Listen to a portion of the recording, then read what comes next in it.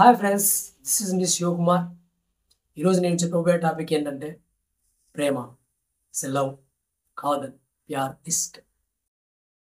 ఇన్నిన్ని పేర్లతో ఇన్నిన్ని భాషల్లో దీన్ని పిలుచుకుంటున్నాను. ప్రతి ఒక్కరికి ప్రేమ అంటే ఒక ఖచ్చితమైన ఒక ఆలోచన ఉంటుంది. కానీ యూజీ కృష్ణమూర్తి ప్రేమ గురించి ఏమనుకుంటున్నారో తెలియజేయడానికి నేను ఈ వీడియో చేస్తున్నాను. కొంతమంది ప్రేమ కోసం ఏమైనా చేసేస్తుంటారు. షాజహాన్ తాజ్మహల్ కట్టేశారు. ఇలా ఎంతోమంది ప్రేమ కోసం పిచ్చోలైన వాళ్ళు ఉన్నారు. ప్రేమ కోసం చనిపోయిన వాళ్ళు కూడా ఉన్నారు. కానీ ప్రేమ అంటే ఏంటనేది ఇప్పటికి కూడా కొంతమంది తెలియదు. అంటే నాకు కూడా తెలియదు, కానీ నాకు తెలిసినంతలో చెప్పడానికి నేను ప్రయత్నిస్తున్నాను. యూజీ కృష్ణమూర్తి ప్రేమ గురించి ఏమంటారంటే, మనం ఒకరిని ప్రేమిస్తున్నాం అంటే మనం రెండుగా విడిపోయి ఉన్నాం. అంటే ఒకరు ఒకరిని ప్రేమిస్తున్నారు, ఒకరిని ఒకరిని ప్రేమించారు. ఇలా ఒకరు ప్రేమిస్తున్నంత వరకు పర్వాలేదు. ఆ పక్కన నుంచి ప్రేమ అనేది రానప్పుడు మనసుకు తెలియని బాధ వేస్తుంది. ఈ బాధను మనము ఎలా కంట్రోల్ చేసుకోలేక చివరికి మందు తాగడం, ప్రేమించుకున్న వాళ్ళపై అసూయ పెంచుకోవడం, ఇంకా యాసిడ్ చెల్లడాలు, ఇటువంటివి ఎన్నెన్నో చేస్తూ ఉంటాం.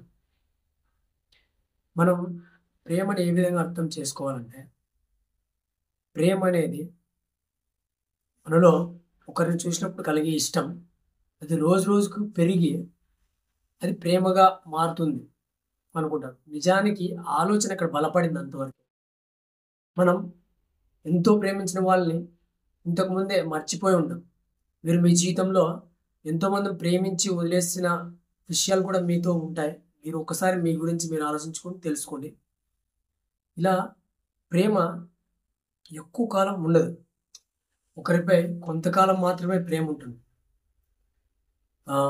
మాది గొప్ప ప్రేమ, నేను జీవితంలో ఒకరినే ప్రేమించాను, ఇంకెప్పటికీ వాళ్ళనే ప్రేమిస్తూ ఉంటాను అనే మాటలు నాతో చెప్పుకోండి.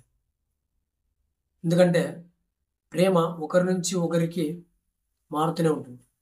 అవతలి వాళ్ళు మమ్మల్ని ప్రేమిస్తున్నంత వరకు మాత్రమే ప్రేమ ఉంటుంది. తర్వాత ప్రేమ అనేది వెళ్ళిపోతుంది.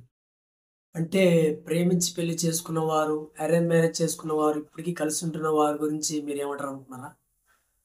వారిలో భర్తపై ఉన్న ప్రేమ పిల్లలపైకి మారుతుంది, తర్వాత డబ్బుపై మారుతుంది. అంతేగాని మీరు ప్రేమను అపార్థం చేసుకోకండి. ఆయన ఇంకా ఇలా అంటారు, ప్రేమ అనేది ఒక ఫీలింగ్, భావోద్వేగం కాదు, అది ఒక రసాయన ప్రతిచర్య అంటారు. మనం ఒక చాక్లెట్ని తిన్నప్పుడు మనలో ఎటువంటి రసాయన ప్రతిచర్య జరుగుతుందో అలాంటిదే ఈ ప్రేమ అని చెప్తారు.